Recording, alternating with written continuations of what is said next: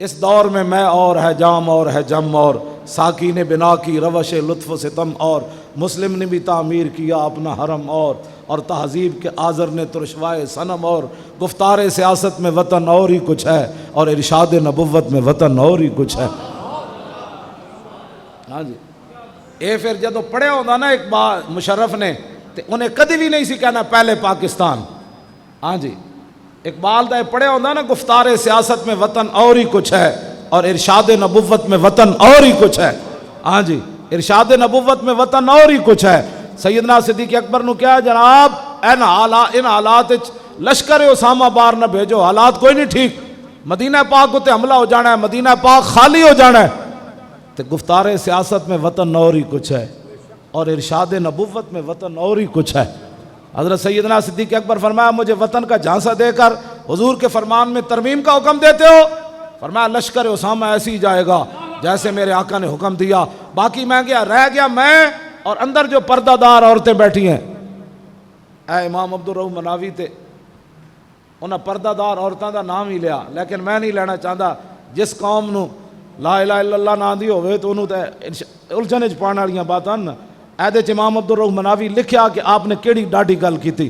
آپ نے فرمایا کہ جنگل دے درندے آن تے صدیق نو بھی ٹنگو نپ کے لے جان، دروگ کے لے جان، مدینہ جے خالی یہ بندہ کوئی نہیں تے جنگل دے درندے آ گئے تے پردہ دار عورتاں جڑی اندر بیٹھیاں انہاں نو بھی ٹنگا تو گھسیٹ کے لے جان۔ لان فض تو جیشا اسامہ تک کما امر رسول اللہ، لشکر اسامہ ایسی جائے گا جیسے میرے آقا نے حکم دیا، اس میں کوئی تبدیلی نہیں۔ جدوں حضرت سعد بن معاذ چلے گئے نا تے میں ایک گل کرن لگا کہ جیڑا بندہ حضور دے محافظ نو کوئی گل کرے نا حضور پھر خود اپنی طرفوں جواب دیں دے۔ حضرت سعد دی جیڑی رگے اکھل کٹی نا اس نے تیر چلاندے ہویا اللہ اکبر اللہ، حبان بن قیس بن عارقہ رما سعد بن معاذ بسام فقطع اکحلہ فلما اصابہ قال خذھا وانا ابن العارقہ، اور رسول اللہ نے پھر اس کا جواب کیا دیا، عرق اللہ وجہک فی النار۔ سعد بن معاذ نے جدوں انہیں تیر ماریا نا تے آپ دی رگے اکھل کٹ گئی تے کہنے لگا ہن مزہ لے آئی محمد عربی دی طرف آیا لڑن تے ویکھ میں تیرا رگے اکھل کٹ دیتی تے نبی علیہ اوہی لفظ حضور نے پھر لے کے وہ کہنے لگا انا ابن عارقہ،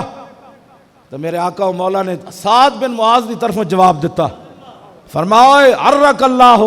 وجہک فی النار،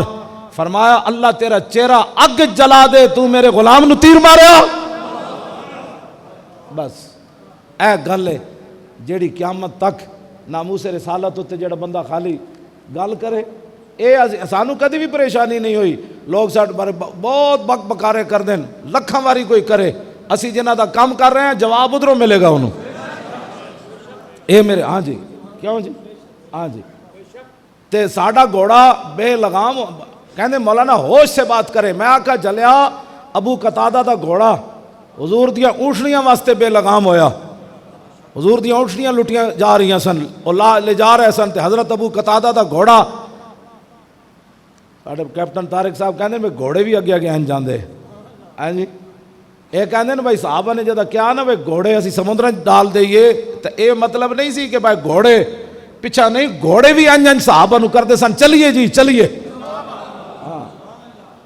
ہاں گھوڑے دے جسم صحابہ نو اگے کر رہے سن کہ چلو جی اے سمندر پاؤ گھوڑے اج کی کرنا ہے تسی۔ حضرت ابو قتادہ دا گھوڑا بھی انجن کر رہے سی چلو جی حضور دیاں اونٹنیاں لٹیاں جا رہی ہیں